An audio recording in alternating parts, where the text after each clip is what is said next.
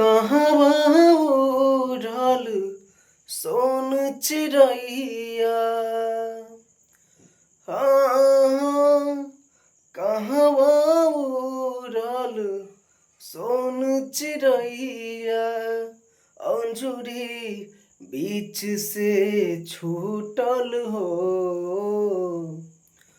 कवना ठगवा नगरिया लूटल हो। लूटल हो कौना ठगवा नगरिया लूटल हो। लूटल हो गलियन गलियन भटके रोवे कुह के जियरावा मोर।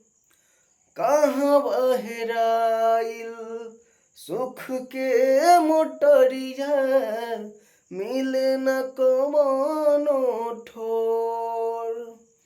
कवना कसूरे खुशियन के बहाना हमसे जुटल हो। कवना ठगवा नगरिया लूटल हो। लूटल हो कवना ठगवा नगरिया लूटल हो।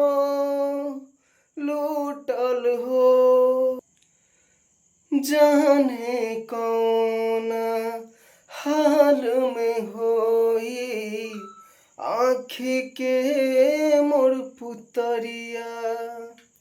रही रही लागे बरछी के जैसन घाव करेज भितरिया।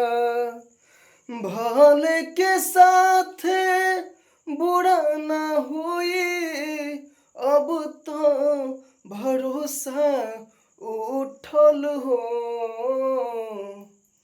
कौना ठगवा नगरिया लूटल हो।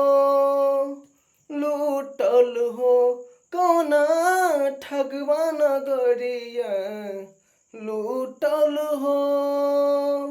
लूटल हो।